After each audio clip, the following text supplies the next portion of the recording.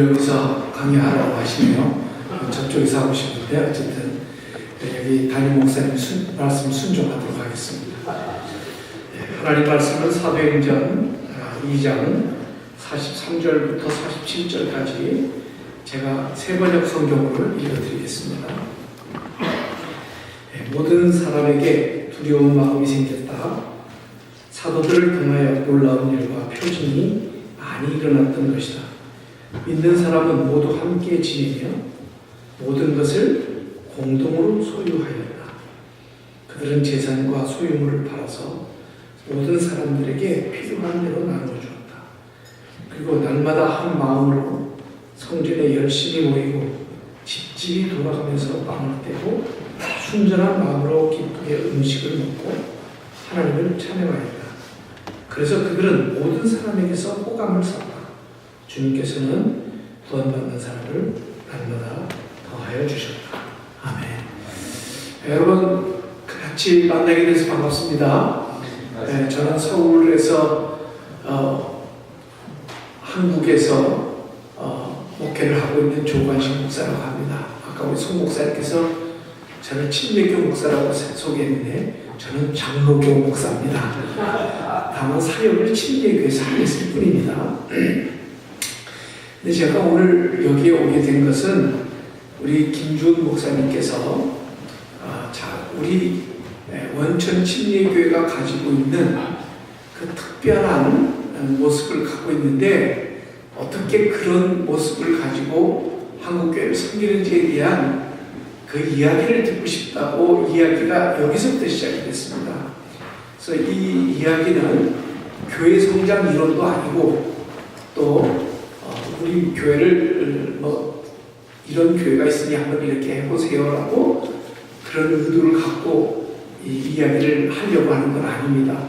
다만 여기 교포 목회를 하시는 여러분들께서 우리 교회에 관심을 갖고 있다고 하니까 조금 더 일하고 있는 현장에 있는 목사로부터 좀 들으면 소문으로 듣는 것보다는 조금 도움이 되지 않을까 싶어서 제가 이 작은 교회 이야기를 여러분들에게 말씀을 드리려고 왔습니다. 근데 제가 이 이야기를 하기 전에 제가 제 이력에는 헝가리 또 중국 선교사에서 현재는 원천 침례교회 목사로 있다고만 세 가지만 제가 소개를 했는데 그렇기 때문에 여러분들이 선교사가 목회를 뭐랄까 혹시 이런 오해를 할까봐 제가 저를 좀 먼저 소개를 하고 말씀드리려면 오늘 드리는 말씀들이 좀 이해가 될 것 같습니다. 저는 합동신학원을 졸업했고요. 그리고 제가 목회를 처음 한 곳은 옥하는 목사님과 함께 서초동 사랑의 교회에서 목회를 시작했습니다. 제가 신학교 2학년 때부터 사랑의 교회 사역을 전도사부터 시작을 했는데요. 그때 제가 전도사 시작할 때 우리 교회 성도들이 700명이었습니다. 장년 성도가 700명이었습니다. 근데 제가 그렇게 사역하고 91년도에 이제 동굴아파가 딱 문을 열리면서 사랑의 교회가 공산권 선교를 목표를 가지고 있었기 때문에 동굴아파가 막 문이 열리자 공산권 선교를 제가 관심을 갖고 있었고 또 기도를 했던 사람이기 때문에 저를 보내달라고 해서 제가 헝가리에 사역을 하러 갔습니다. 4년 사역을 하고 저는 선교사가 아니다라는 것을 확신을 가지고 돌아오게 됐습니다. 그리고 이제는 목회를 전념해야 되겠는데 워낙 선교 현지에서 아주 힘들게 선교를 하고 처참하게 깨지고 왔었기 때문에 목회를 바로 할 수가 없었습니다. 그래서 제가 GMTC라고 하는 곳에서 이태웅 박사님 운영하시는 한국해외 선교 훈련원에서 5년간 티칭 스텝으로 교수 사역을 하고 그리고 제가 중국에서 사랑의 교회들이 개척해놓은 교회 그 교회를 중국 칭다오라고 하는 산동성에 한국에서 1시간 거리밖에 안 되는 비행기로 그 지역에 가서 12년 2개월 동안 사역을 해서 교회 성장이라면 성장이라고 할까 제가 맡았을 때 교인 80명이었는데 아이들까지 다 합해서 2,000명 교회로 키우고 중국에서 최초로 중국 정부로부터 교회 허가를 받아서 외국인 교회로 처음으로 설립을 하고 예배당을 2,000명이 들어갈 수 있는 큰 예배당을 짓고 12년 2개월 동안 사역을 하면서 제가 이제 북한 사람들, 탈북자들을 한국으로 탈출시키는 일을 은밀하게 했습니다. 근데 그게 발각이 돼가지고 제가 산동성 공항국장이 직접 방문을 해서 조 목사님이 12년 동안 정말 협조해 주셔서 감사합니다. 그런데 이제는 협조해 주셔야 되겠습니다. 그 말은 곧 나가라는 말이었습니다. 제가 그 탈북자들을 한국으로 빼돌리는 일은 중국 정부로 볼 때는 큰 죄예요. 미립국자들을 중국으로 미립국한 사람들 아닙니까? 북한 사람들을. 근데 그런 미립국자들을 한국으로 탈출시키는 일이었으니까 그 중국 공안 사범으로 볼 때는 굉장히 큰 죄입니다. 그래서 저를 감옥에 집어넣을 수도 있었는데 그 당시에 이제 그 탈북자들을 북한으로 보내는 북송 문제 때문에 한국과 중국 사이에 굉장히 민감한 입장이 있었습니다. 그래서 요거에 저를 만약에 그 건을 이유로 추방을 할 때 이게 굉장히 큰 이슈화가 될 것 때문에 일단 이 사람들이 중국 내에서도 조용히 처리하기를 원했고 또 저를 이렇게 함부로 다루지를 않고 조용히 보내고 싶어서 그렇게 했던 것입니다. 그래서 제가 당시 이제 중국 대사로 6년 반 있었던 김하중 씨, 당시 이제 한국의 통일부 장관으로 있었는데 제가 전화를 했습니다. 중국 공안 당국에서 이런 요청을 하는데 제가 어떻게 하면 좋을까요? 최후 통첩입니다. 빨리 나오십시오. 만약에 그들의 말을 듣지 않으면 어렵게 얻은 한인교회가 폐쇄당할 것입니다. 그러면 그 2,000명 교인들이 다 어디로 갑니까? 목사님 힘들겠지만 토달지 말고 바로 나오십시오. 그래서 제가 12년 2개월 동안 사역했던 교인들에게 굿바이도 못하고 그 다음날 바로 짐을 싸가지고 저만 먼저 나오고 제 아내가 뒤처리를 하고 그리고 인사를 하고 나왔습니다. 그렇게 해서 제가 한국에 나왔는데 그때 나온 제 나이가 59이에요. 제가 평생을 이렇게 사랑교회부터 시작해서 사역을 59살 동안 해온 동안 제 미래를 위해서 준비를 한 것이 하나도 없었습니다. 막상 와보니까 갈 때도 마땅치 않고 그래서 이제 딸이 거하는 집에 잠깐 얹혀서 살았는데 너무 힘이 드는 거예요. 그리고 12년 2개월 동안 죽도록 충성했는데 나에게 주어진 결과는 이제는 어떤 사역지로 가는 것도 아니고 굉장한 허탈감 그 속에서 제가 굉장히 힘든 상황을 보냈습니다. 근데 이제 그때 마침 내가 너무 힘이 들어서 이제 좀 나를 좀 돌보는 시간을 가져야 되겠다 기도하던 중에 이명수 목사님이 운영하고 계시는 양평에 모두가 새로워지는 골짜기 모세골이라고 하는 스위스 라브리와 같은 기독교 공동체가 하나 있습니다. 그곳에 들어가서 이명수 목사님과 함께 1년 동안 기도하고 노동하고 묵상하고 거기 3가지밖에 할 게 없어요.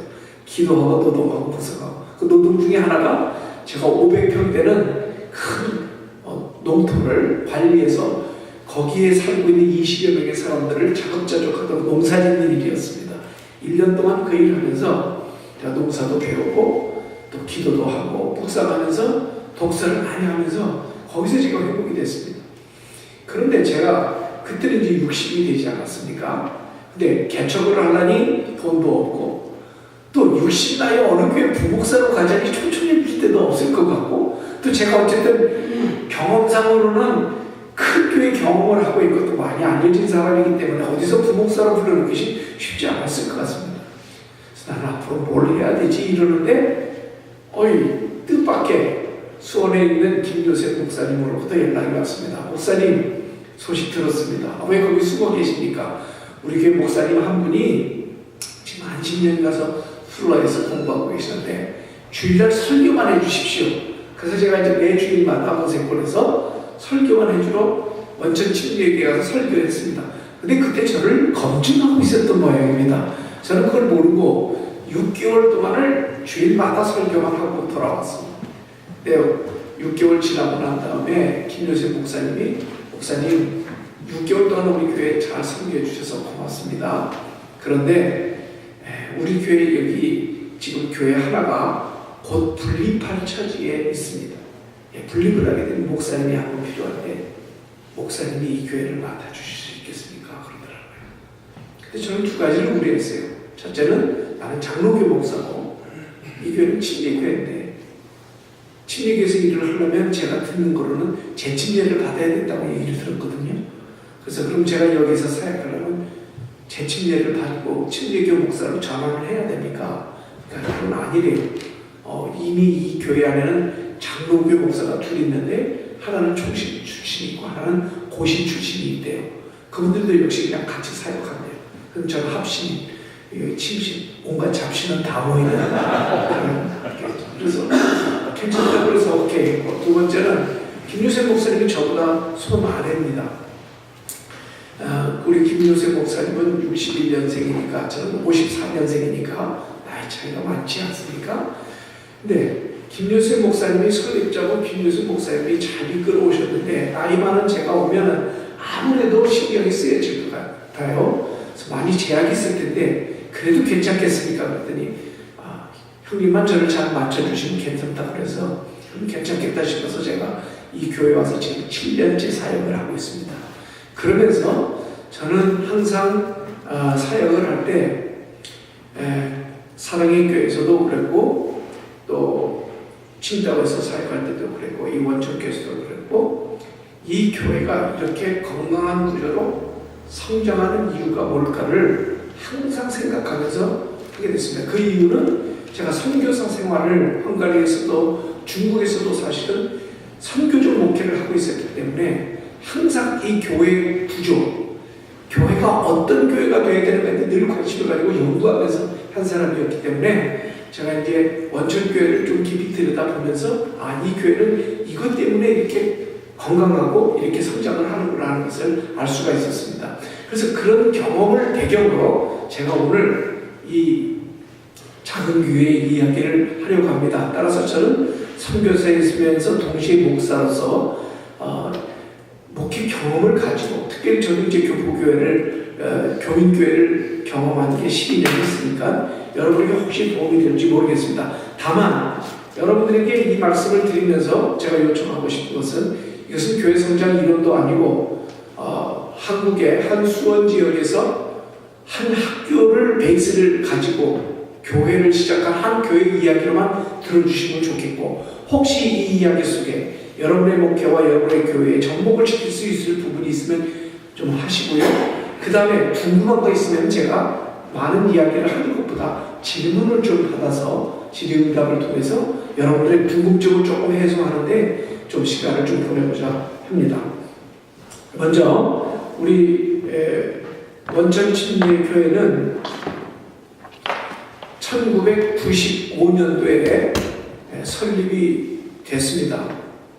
이 교회는 김요셉 목사님이라는 분이 설립을 하게 되었는데 설립 동기는 아주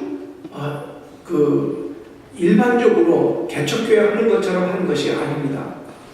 학교의 필요에 의해서 교회가 시작되었습니다. 그러니까 이 수원중앙기독초등학교라고 하는 이 학교의 설립자는 김장환 목사님이십니다. 김장환 목사님이 수원중앙침례교회를 은퇴하시면서 아들에게 교회를 세습하지 않았습니다. 이분은 고명진 목사님이라는 옛날에 목사님이 함께 사역을 했던 두 목사를 초청해서 그분에게 리더십을 이양하고 김요셉 목사님에게는 너는 그러면 목회를 하고 싶으냐? 뭘 하고 싶으냐 할 때 김요셉 목사님은 목회자가 꿈이 아니라 이분은 기독교 교육을 전공하신 분이고 트리니티에서 기독교 교육학을 박사학위를 하신 분입니다. 박사학위를 두 개를 갖고 계신 분입니다. 그래서 이분은 교육을 통해서 사람을 세우고 교육을 통해서 하나님의 사람을 세우는 것이 내 목표였습니다. 그래서 학교를 하고 싶다고 얘기해서 김정환 목사님이 그 수원중앙침례교회를 은퇴할 당시에 목사님 사택이 얼마짜리였냐면 50억짜리였습니다.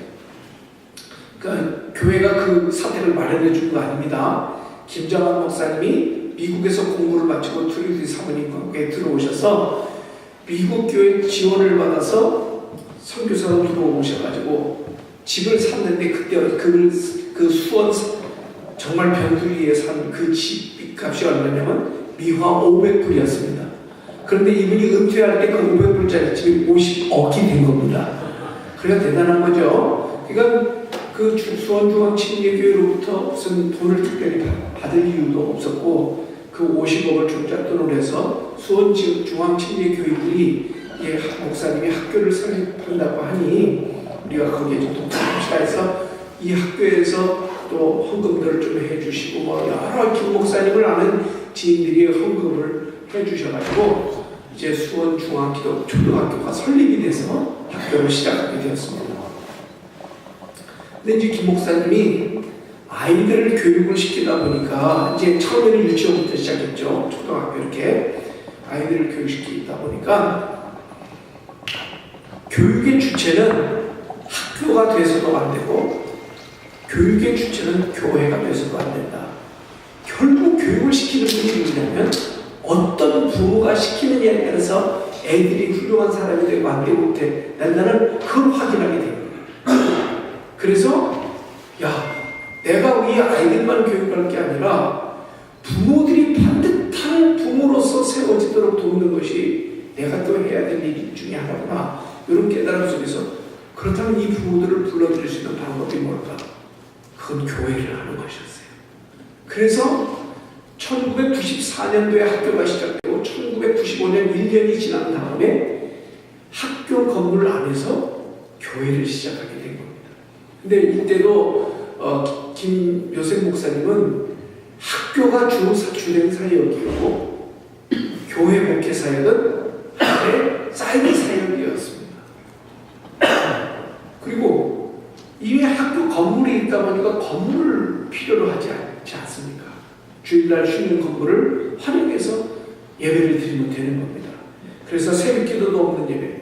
이분은 새벽기도하는 걸 굉장히 힘들어했다고 해요. 그래서 아버지처럼 내가 목회 안 하면 난 절대 새벽기도 안 한다 이렇게 결심했기 때문에 좀 한국교회 어떤 그 전통적인 모습을 벗어난 특별한 목회를 시작을 하셨죠.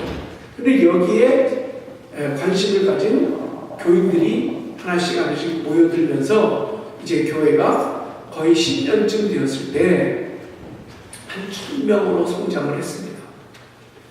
근데 1000명으로 성장을 했는데 한 10년 동안 1000명의 교인으로 성장을 하고 보니까 목사님은 학교 사역과 교회 사역을 함께 하다 보니까 이분이 다 소진이 되버린 거예요. 그래서 부부가 이혼을 생각할 만큼 심각한 가정이 깨지는 위기까지 몰리게 되었어요. 그래서 이제 김요셉 목사님이 내가 학교를 세우고 교회를 세운다는 이유로 가정을 깨서야 되겠는가 해서 안식년을 가게 됩니다. 다 내려놓고 그때 이제 목회도 다 내려놓을 생각이셨고 학교 사역에만 주력할 생각을 가지고 이제 두 분이 안식년으로 독일, 미국에 와서 시간을 보내는 동안에 이 두 분이 많이 회복이 됐습니다. 그리고 이제 돌아왔는데 보통 보면 뭐 담임 목사가 안식년 갔다 오면은 담임 목사 정도가 높은 한국 교회들이 보면 안식년 갔다 오면 좀 후유증이 있지 않습니까? 교회는 줄지 않습니까? 근데 와서 보니까 교회가 더 성장했더라는 거예요. 수적으로. 부목사님 두 분이 맡아서 했는데 1년 동안 안식년을 갖고 와서 보니까 더 성장을 합니다. 이게 뭐지? 이 생각을 하면서 목사님이 이런 생각을 하게 됩니다. 내가 그동안 부목사들을 이용만 하고 사용만 했지 이 목사님들이 진짜 자기 사역을 할 수 있도록 내가 인정해주고 도와주시는 것 못했다 하는 그런 깨달음이 오더래요. 그럼 이분들을 내가 부목사로서 내가 부리는 목사가 아니라 나와 동등한 목사로 권한과 책임을 가지고 교회를 세울 수 있다면 어떻게 해야 되겠는가? 그래서 생각해낸 것이 작은 교회입니다. 이 1000명의 교회를 1부, 2부, 3부로 드렸던 이 예배를 1부, 2부, 3부 예배가 아니라 세 목사님이 똑같이 나눠가지고 세 분이 똑같은 담임 목사로서 설교를 하고 신방을 하고 재정을 운영할 수 있도록 모든 권한을 넘겨줘야 되겠다 생각을 한 거예요. 그러니까 이 작은 교회 운동은 처음부터 머릿속에 가지고 시작된 운동이 아닙니다. 교회의 필요와 그리고 목사님의 특별한 그 경험, 그 안에서 이게 발견이 된 거예요. 그래서 세 분에게 이제 나눠드린 거예요. 하나씩 이렇게 나눠서 교회도 원천 침례교회라는 이름은 공유하지만 숫자 교회로 만든 거예요. 원천 침례교회 안에 1교회, 원천 침례교회 안에 2교회, 원천 침례교회 안에 3교회. 이런 식으로 시간만 다른 거죠. 예배 시간만 다른 거죠. 그런데 이 세계 교회를 이렇게 운영하려다 보니까 시간상 10시 예배, 12시 예배 또는 2시 예배 이렇게 할 수도 있는데 그러다 보니까 여러 가지 조금 교회가 또 예배 장소와 시간이 달라짐에 따라서 조금 불균형이 생기는데요. 그래서 어떻게 했냐면은 한 1000명이 모이는 강당을 3등분으로 해가지고 둘로 나눠서 이 우아에서 스카이폴더가 내려서 딱 이렇게 분립하도록 건물 구조를 바꿨습니다. 그래서 방음시설을 가해놓고 그러면 세계교회가 동시에 예배를 드려도 되는 거예요. 이렇게 하다 보니까 교회가 뭐 이런 형태로 가니까 그런 형태 이후부터 교회가 기하급수적으로 늘어나기 시작합니다. 근데 300명씩 이렇게 교회를 나눠서 하다 보니까 그것도 너무 크다. 교회가. 한 교회가 담임하기에는 사이즈가 너무 크다. 그래서 다시 조정을 하게 됩니다. 100명, 100가정. 한 목사님의 한 교회 가정을 아이들까지 다 이름을 기억하고 깊은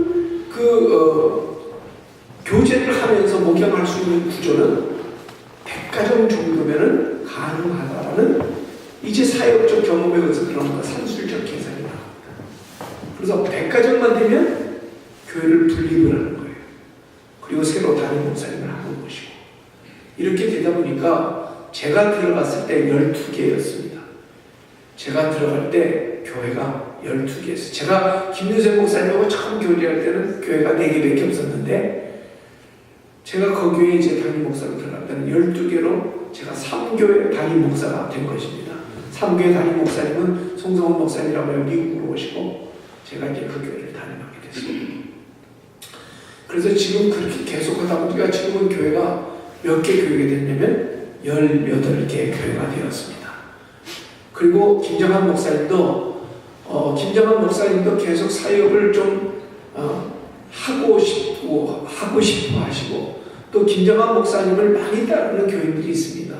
수원중앙침례교회 교인들만이 아니라 김정한 목사님에게 영향을 받은 교인들이 그분들은 주로 60대 이상의 어른들이시거든요. 그래서 그분들도 예배를 드릴 수 있도록 김요셉 목사님이 아버지에게 공간을 하나 내드리죠. 이 세 개 교회, 나눠진 이 세 개 교회를 이걸 다 터서 한꺼번에 같이 예배 드릴 수 있도록. 김정한 목사님은 왜 이렇게 복잡하게 하냐? 1부, 2부, 3부 예배 드리면 되지. 뭐 이렇게 나눠가지고 목사들 여러 명 세워가지고 이렇게 복잡하게 하냐? 굉장히 거기는 부정적이세요. 근데 이제 김요셉 목사님은 그건 아버지 세대에 그렇게 하시는 거고 지금은 우리 교회 필요해서 이렇게 하는 게 좋습니다. 해가지고 목사님께 시간, 공간을 드렸는데 8시로 예배를 드린 거예요. 8시 예배.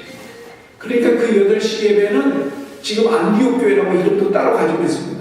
그러나 안디옥 교회로 이름이 따로 운영이 되고 있지만은 거기에서 나오는 모든 재정이라든지 뭐 인사라든지 이런 건 다 우리하고 공유하고 있습니다. 거의 한 700명 모입니다.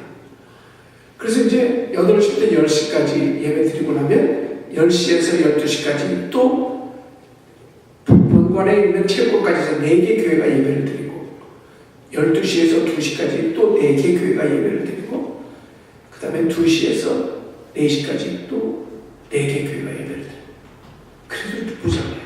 그래서 예배가 하나 더 생겼는데 4시 예배가 생겼어요.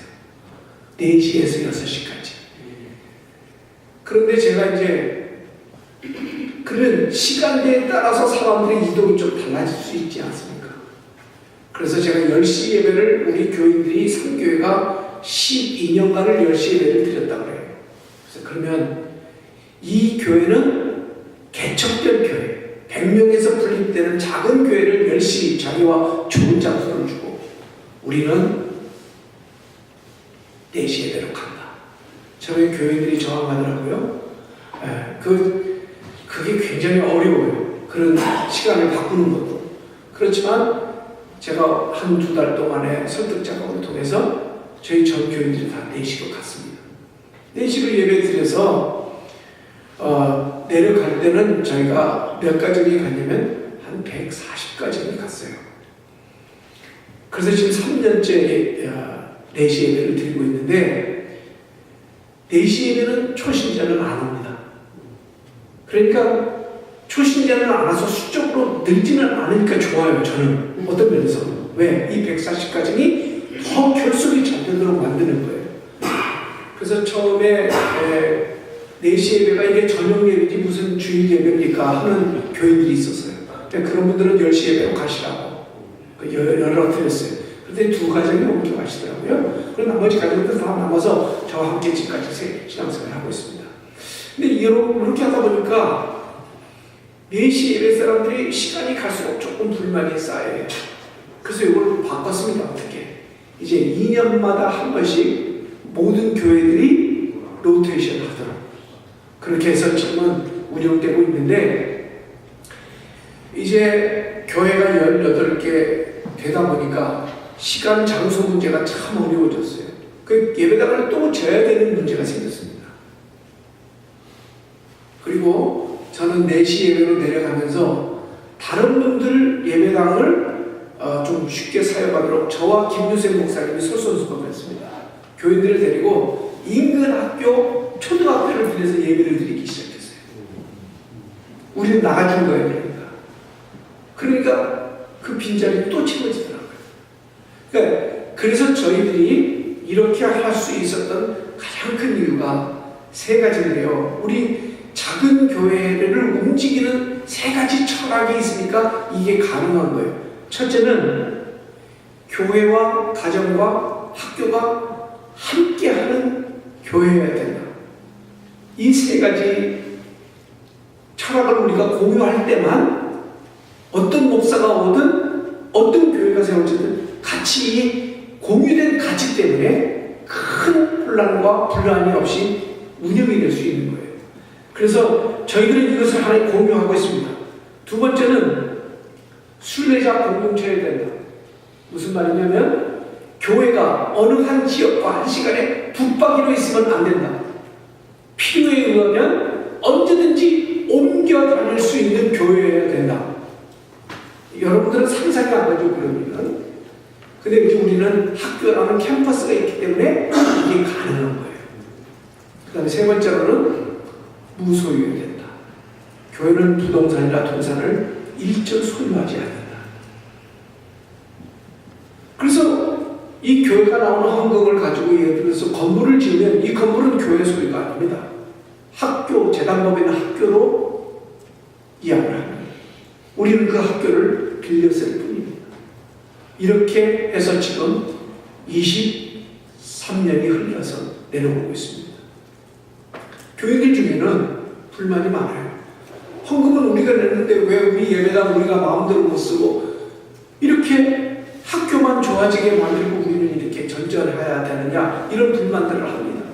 그러나 그것은 하나의 일부 불편함 때문에 불만적인 요소로 작용될 수 있지만 건물을 사용하는 효용면에서는 월요일부터 주일까지 건물은 1시간도 쉬지 않고 100% 활용이 되고 있습니다.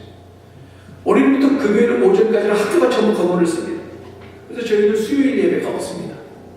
대신에 금요일 오후부터 주일까지는 교회가 씁니다. 그러니까 그 학교 캠퍼스 전체 건물을 관리하고 소유하고 활용하는 사람들의 주체가 월요일부터 금요일 오전까지는 학교고 금요일 오후부터 주일까지는 교회로 바뀝니다. 그래서 사용이 되어집니다. 그래서 저희들은 수요일날 예배는 없지만은 금요일날 연합 예배가 있습니다. 금요일날 저녁만큼은 이 18개 교회 전 교회가 연합으로 예배를 드리는데 바로 그 3개 나눠진 자리에서 한꺼번에 모여서 예배 드리는데 뭐 그렇다고 연합예배라고 해서 많이 나오진 않아요. 보통 한 700~800명 정도 됩니다. 우리 지금 전체 교인이 4,500 가정이 출석돼 있고 등록까지는 한 5,000명 정도 되는데 교회 사이즈는 그 정도인데도 어쨌든 그렇게 운영되고 있습니다. 지금까지 저는 이렇게 좀 특별한 교회에 와서 장로교 목사로서 이런 침례교회의 특별한 형태에서 사역을 하면서 한 번도 불편함을 느낀 적이 없습니다. 제가 담임 목사로서 사역하는데 우리 교인들은요, 우리 3교회 교인들은 전부 장로교인입니다. 왜 그럴까요? 조관식 목사가 장로교 목사이기 때문에 그렇습니다. 근데 우리 교회 오는 사람들은 또 그 장로교 출신들이 많이 옵니다. 또 그렇게 다양한 교회가 18개가 존재하고 있습니다. 어느 교회는 전 세계 통합 예배를 드리는 교회입니다. 어린애부터 어른까지 주일 예배를 함께 드려요. 그냥 거기는. 그래서 이 통합세대 교육을 좋아하는 교회들은 또 그 교회로 가는 거죠. 그래서 우리는 백화점처럼 성도들이 교회를 선택할 수 있는 여지가 굉장히 많습니다. 시간적으로도 자기가 선택할 수 있고 또 그 교회 성격적으로도 선택할 수 있고 그렇습니다. 근데 이것을 일반화시킬 수 없는 게 뭐냐면 제가 이제 우리 원천교회가 이렇게 짧은 역사 속에서 수적으로 크게 성장한 요인이 뭘까를 이렇게 들여다보니까 그 이유는 그렇게 분립된 교회 목사님들이 설교를 잘해서 오는 게 아닙니다. 김유세 목사님이 설교를 뛰어나게 해서 오는 건 아닙니다. 오는 이유는 학교 때문에 오는 것입니다. 수원 중앙기독 초등학교, 중학교, 유치원 여기 때문에 사람들이 우리 교회를 오는 거예요. 그 이유가 뭐냐면요, 우리 한국의 부모님들 중에는 자녀 교육에 대해서만큼은 목을 매는 부모들입니다. 그런데 이제 우리 수원 중앙기독 초등학교가 가지고 있는 강점이 있죠. 하나는 성경적인 믿음을 아이들에게 심어주는 아이로 세워가겠다는 그 철학과 그리고 이것이 다음 세대로 전수될 수 있도록 하겠다는 그런 정신, 이것이 학교에 있습니다. 그러다 보니까 수원에 나름 중산층 이상으로 재정적 여유를 가지고 있고 애 교육을 특별히 기독교적으로 시켜야 되겠다는 그런 마음을 가진 부모들이 엄청난 비용을 들이면서 이 학교를 오게 됩니다. 엄청난 비용이라서 사립학교에서 돈을 세게 받는 건 아닙니다. 한 아이당 한 70만 원, 월 70만 원, 한 1년에 한 등록금이 700~800만 원 정도 되니까 작은 돈은 아니죠. 근데 그런 돈을 내면서도 와야 되는데 이 학교가 얼마만큼 수원 시내 사람들과 그 경기도에 알려졌느냐면 서로 이 학교에 자녀들을 보내고 싶어 합니다. 그래서 처음에 제가 듣는 것은 이 학교 아이를 집어넣으려면 경쟁률이 3대1이었다고 합니다. 그래서 이제 이 학교에서 이 부모들을 이 기독교적 정신을 심어줄 수 있도록 하기 위해서는 믿는 부모나 안 믿는 부모나 우리가 조건을 하나 걸어야 되겠다. 이 학교를 입학시키려고 하면 부모가 2년 동안 이 교회를 나와야 됩니다. 조건을 만들어서. 그러니까 교인들이건 교회를 안 다니는 사람이건 자기 자녀를 이 학교에 입학시키고 싶은 사람들은 2년간 교회를 나와줘야 됩니다. 그래서 이제 우리 3교회 교인 중에 한 분이 지구촌 교회를 잘 다녔는데 이동원 목사님 신앙 7주교회를 잘 다녔는데 아이 때문에 우리 교회로 옮겨온 교인이 하나 있습니다. 그분이 누구냐면 지금 국정원장의 서훈 집사입니다. 그 사람은 그것 때문에 온 거예요. 그래서 이동원 목사님이 그 학교 때문에 나는 교회 뺏겠다고 저한테 불만을 늘 하십니다. 그런데 그럴 만큼 부모들이 그런 마음을 가지고 오는 거예요. 근데 와서 변화가 되거든요. 그리고 2년 동안 교회를 오면서 다 변화가 됩니다. 우리 수 목사님도 가정교회를 하셔서 아시겠지만 제가 우리 원천 침례교에서는 생명의 사람을 제가 지도를 합니다. 교회 처음 나온 사람들은 13주 동안 저와 함께 보내야 됩니다. 네, 제가 지금까지 경험상으로 보면 저와 함께 13주 동안 교육을 받는 부모 중에 40%는 교회 처음 나온 사람이에요. 그 교회 왜 나왔을까요? 애 때문에 한 겁니다. 이 애를 이 교회에 집어넣으려면 예수를 믿어줘야 돼요, 부모가. 그런데 그런 필요 때문에 와서 13주 동안 교육받는 그 불신자들 중에 제 경험상으로 지금까지 7년 동안 70%가 다 침례를 받습니다. 그때 그냥 형식적인 침례가 아니라 정말 본어게임에 대해서 침례를 받습니다. 전 깜짝 놀랐습니다. 그래서 제가 깨달은 게 뭐냐, 지금 한국교회는 애들이 모이지 않습니다. 중등학교 없는 교회가 전국교회 50%나 됩니다.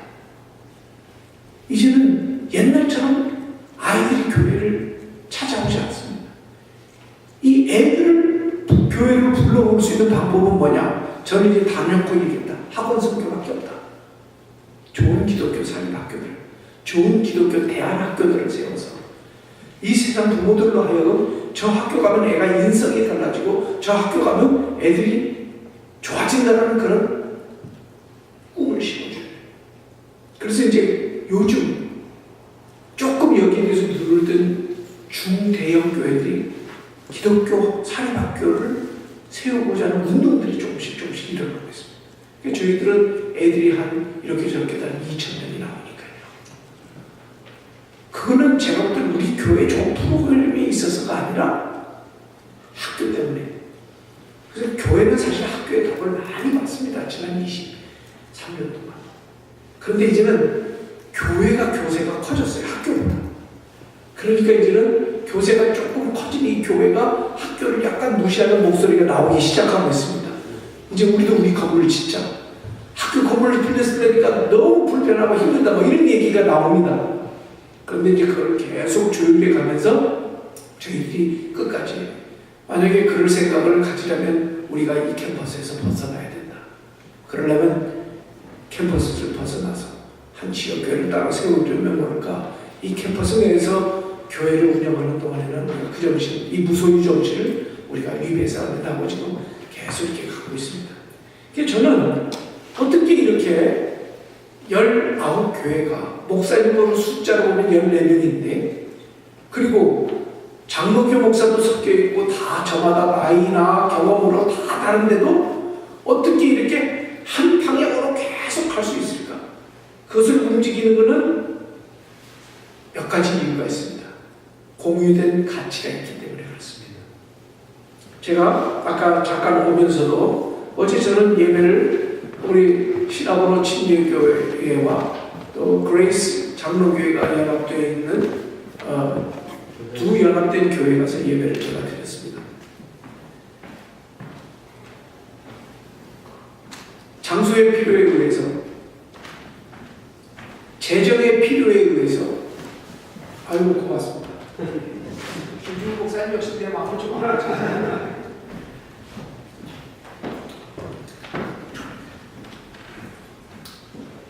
행정적 필요에 의해서 연합될 수 있습니다. 그런데 재정적 이유나 인사의 이유나 행정적인 이유나 장소의 이유 때문에 연합을 할 수 있어요. 근데 제가 조금 그게 어디까지 유지될 수 있는가에 대해서 퀘션이 하나 있어요.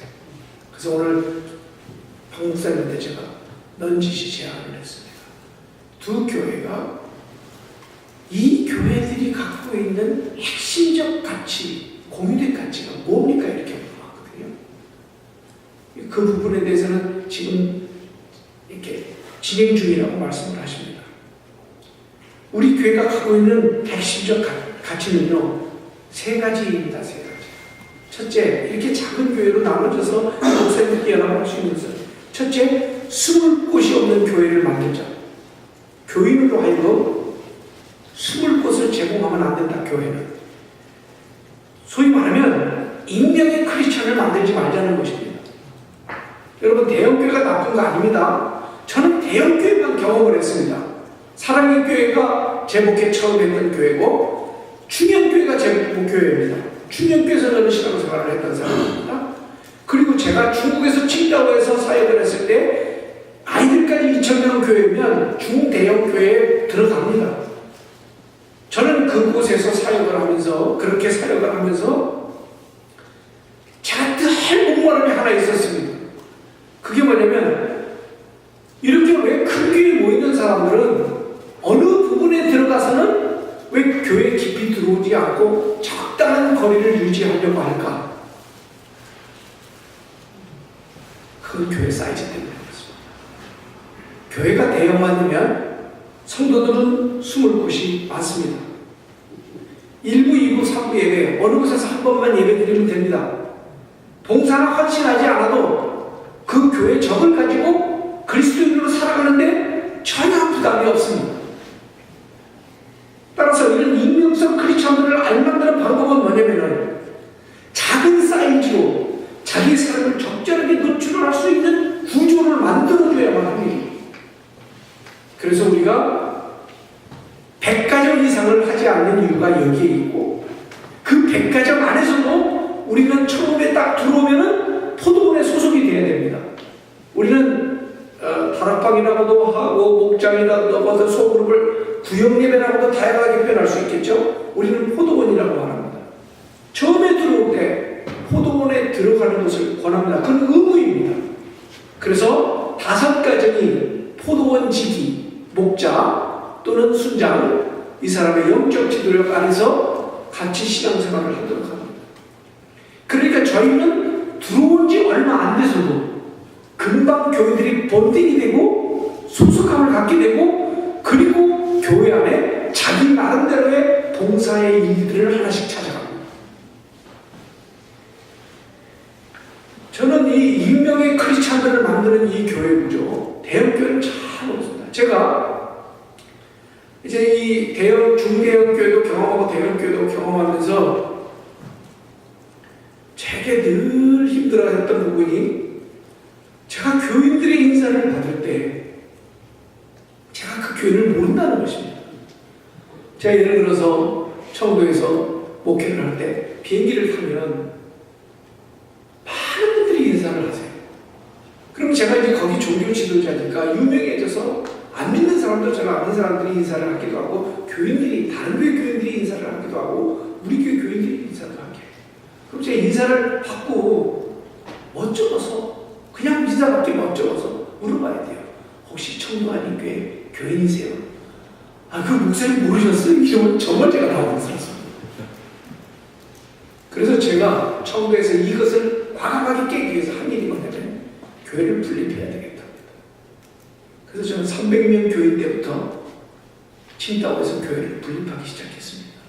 분립을 할 때 재정만 지원해 주는 것이 아니라 교인을 떼어주는 것입니다.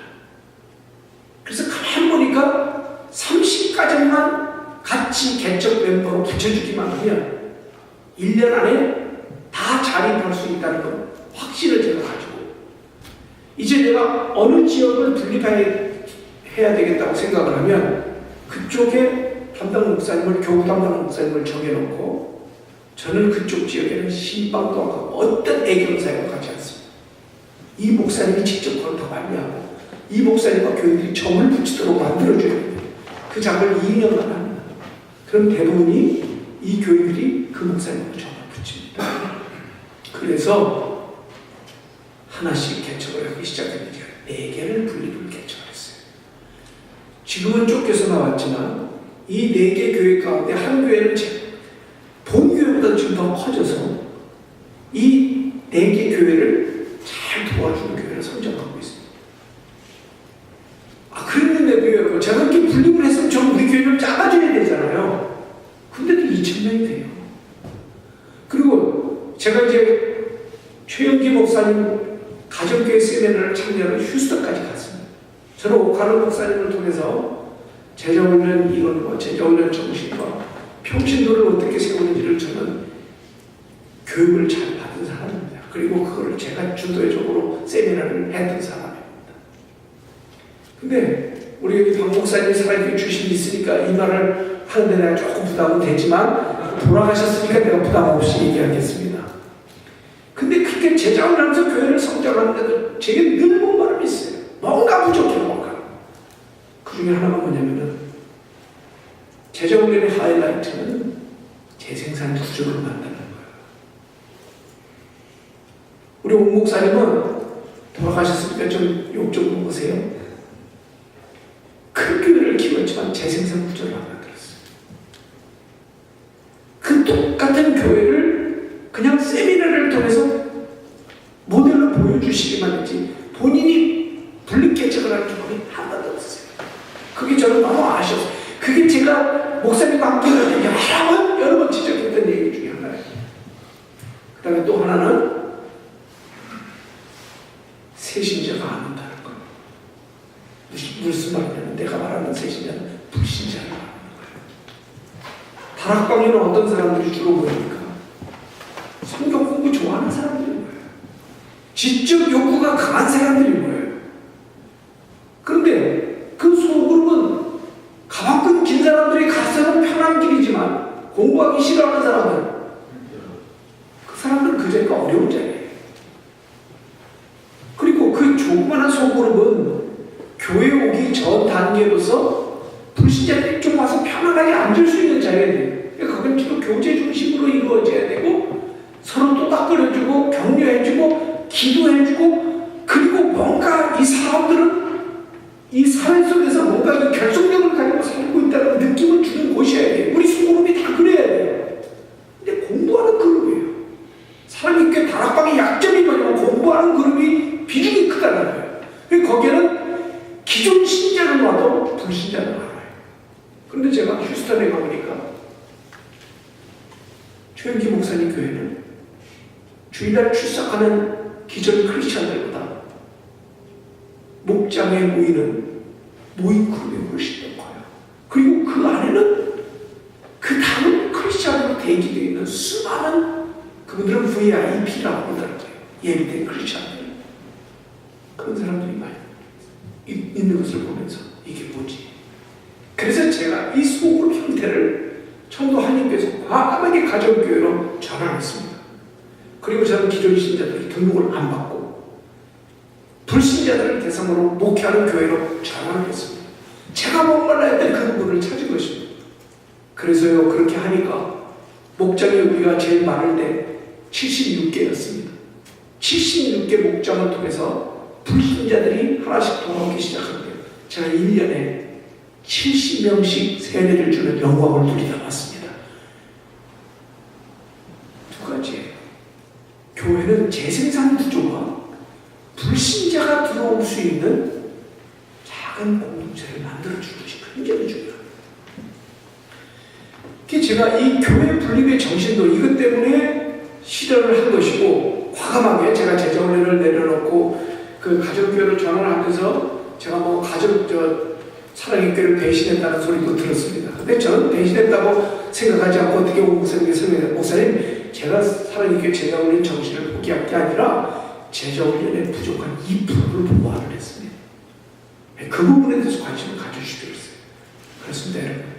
작은 교회는 그런 강점들이 있습니다. 고민하시면서 한번 해보시기 바랍니다.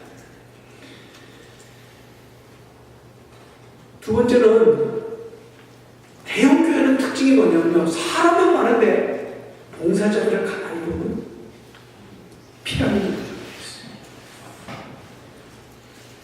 봉사자들이 별로 없어요. 하는 사람은 죽도록 해요. 그래서 대형교회 봉사자들 특징이 뭐냐면 제발 좀 이 사역을 좀 내려놓고 싶다고 하는 사람들이 굉장히 많습니다. 많은 사람들은 구경합니다. 근데 작은 교회를 하면 구조상 다 봉사자가 될 수밖에 없어요. 어떤 일이든 다 봉사자가 될 수밖에 없어요. 그래서 이거를 바꿔주는 거예요. 세 번째, 우리 교회가 또 하나 간과하지 않고 넘어가는 것은 의미 있는 관계가 증진되는 교회예요. 교인들 관계 중심적인 신앙생활을 하도록 만들어주는 교회. 이런 구조로 나가니까 사람들이 들어와서도 금방 적응하고 언딩이 되고 그리고 교회 나오는 것을 자랑스럽게 여기는 거예요. 이 세 가지는 우리 교회가 놓치지 않는다. 우리 그래서 저는 우리 원초교회 가지고 있는 핵심 가치는 첫째는 성경적인 믿음을, 두 번째는 다음 세대에게 물려주는 시스템, 그 다음에 무소유 공동체라고 하는 거하고, 그 다음에 숨을 것이 없는 교회, 봉사의 과부를 억제해주는 교회, 의미 있는 관계를 촉진시켜주는 이 핵심 가치들이 우리 목사님들이 다 공유하고 있기 때문에 제가 장로교 목사인데도 친밀교회에서 목회를 하면서 전혀 불편을 느끼지 못하고 지금 7년간 일을 하고 있는 것입니다. 제가 김요셉 목사님이 장로교 목사인 저한테 우리 교회 와서 교회를 하나 맡아주세요 했을 때 제가 예스 할 수 있었던 이유 중에 하나는 이 교회가 캠퍼스 내에서 분립을 하고 있었기 때문에 그래요. 만약에 이게 저에게 안 보였으면 저는 이 교회 오지 않았어요.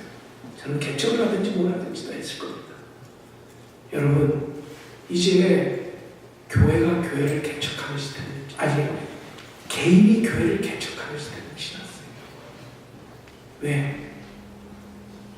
부동산 비용이 너무 고비용이에요. 신학교 졸업하고 교회 하나 개척하려고 보세요. 한국에서는 변두리 지역에 가서도 최소한 4, 5억이 있어야만 작은 건물이라도 하나 얻어요. 그러면 물려받은 재산이 없는 한은 누군가의 도움을 받아서 은행에 빚을 내서 그 사용 시작합니다. 지하에서부터 시작하죠, 보통. 그렇게 해서 조금 교인 30명, 50명 키워놓으면 거기 그렇게 30명, 50명 키우는데 목사들이 4년, 5년, 7년 걸려요. 그래서 이제 목회를 할 만하다 한 100명 정도 성장을 했을 때는 한 10년 걸려요. 그러다 보면 어떻게 되는지 아세요? 목사님이 다 번아웃 돼 있어요. 그래서 그때부터 실수하기 시작합니다. 왜 이 구조를 개인에게 맡겨요? 교회가 해야죠. 많은 인적 자원과 재정 자원과 목회 노하우와 콘텐츠를 가지고 있는 교회가 하지 않고 왜 한 개인에게 맡깁니까? 이제는 그런 시대는 지났습니다. 그래서 저는 지금 한국의 중형교회나 대형교회 목사님들에게 만나본 이 얘기를 합니다. 교회를 나누십시오. 나누십시오. 요즘에 이제 그런 형태로 가는 교회들이 꽤 있는데 그건 상당히 희망적이라고 저는 생각을 합니다. 여기 남가주 사랑의 교회 목사님 한 분이 저 오정현 목사님이 사랑의 교회로 부임을 하시고 그 뒤에 김승욱 목사님이라는 분이 남가주 사랑의 담임 목사가 됐습니다. 근데 오정현 목사님과 함께 12년을 사역을 했던 부목사님이 한 분 계셨습니다. 제가 그 목사님 이름도 잠깐 잊었는데 김 목사님인데 그 김 목사님께서 제가 잠시 그때 안식을 얻어서 갔을 때 저에게 상담을 요청했어요. 목사님, 제가 이제 12년 있었는데 새로운 목사님 부담을 덜어주려면 내가 떠나야 되는데 개척을 하려니 힘들고 어렵습니다. 제가 어떻게 하면 좋겠습니까? 그러시더라고요. 그래서 목사님, 그러면 우리 친다고에 한번 와서 우리 교회를 스타디 한번 하세요. 우리 분립 개척한 교회들 다 다녀보시고 이 교회 강점이 뭔지를 전부 분석하시고 연구해서 레포트 하나 써서 그걸 김수호 목사님 갖다 드리고 청도에 이런 교회가 있습니다. 목사님 저를 분립 개척을 한번 해주시면 어떻겠습니까? 연구 자료를 가져가서 하세요. 그랬더니 그분이 진짜 겸손하게 왔어요. 중국까지 왔어. 2주 동안 리서치하고 난 다음에 그 연구한 자료를 가지고 김수호 목사님한테 제시를 해줍니다. 목사님 좋습니다. 아주 좋은 생각입니다. 제가 도와드리죠. 해가지고 김수호 목사님이 LA 지역에 있는 모든 교인들은 이 목사님이 개척할 때 거기에 다 합류하라고 선언을 했죠. 그리고 70만 우리가 헌금해주고 해갖고 처음 출발을 450명으로 출발했어요. 그렇게 해서 남가주 사랑교회가 하나씩 분립개척을 시작해서 김수호 목사님 계십니다. 지금도 정수 목사님 어떻게 하고 있는지 모르지만 아주 좋은 케이스라고 생각해요. 여러분, 이제는 그건 큰 교회들은 그렇게 해야 되지만 저는 우리 작은 교회를 현재 사역하고 계시고 일하시는 여러분들이 작은 교회가 가지고 있는 강점들이 너무나 많습니다. 이것을 잘 사용하시고 잘 활용하시고 그다음에 작은 교회들끼리 또 이렇게 연합하는 모습도 좀 보여지는데 좀 고무적이라고 생각합니다. 그런데 우리 교회가 이렇게 연합한 형태로 있을 때 여러분들이 관심을 궁금해하는 게 제가 세 가지라는 걸 알고 있습니다. 그러면 큰 교회 안에 이 작은 교회가 연합한 형태로서 예산을 어떻게 다루고 있습니까? 다 통합해서 다루고 있습니다. 예산은 어느 교회든지 모든 헌금 다 통합적으로 관리해서 갖고 그 통합된 예산을 다 한 곳으로 모아가지고 중앙에서 관리를 하면서 그 통합된 예산을 둘로 나눕니다. 하나는 함께 공유하면서 써야 될 예산 하나하고 개교회별로 쓸 예산을 구분을 합니다. 그래서 그걸 나눠서 활용을 하고 있는데요. 지금 이렇게 벌써 23년 되고 교회가 이제 뭐 18개 되다 보니까 의사결정하는 게 너무 오래 걸렸어요. 저희 의사결정 구조는 당회가 없습니다. 목사님들이 당회 역할을 합니다.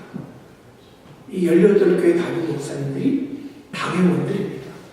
인사재정행정 다 여기서 결정하고 교인총회에서 물론 다 인준을 받고 하는 일이지만 우리 의사결정 구조는 그렇게 되어 있습니다.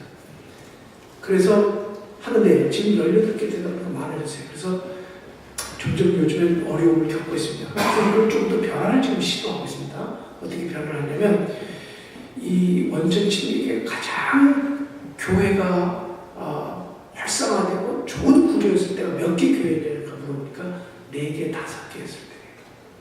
그래서 지금 18개 교회를 4팀으로 나눴습니다. 지금. 그래서 각 팀마다 팀장들을 하나씩 세우고 그 팀 안에서 이루어진 걸 가지고 또 일주일에 한 번 토요일 날은 전체가 같이 모여서 회의하는 그런 구조로 바꿨습니다. 그리고 예산도 이제는 4팀으로 독립을 시키고 있습니다. 다만 건물을 사용료하고 그 다음에 우리는 주일학교라고 하고 G2G라고 해요. 제너레이션 투 제너레이션. 이 다음 세대를 위한 교육팀이 따로 있습니다.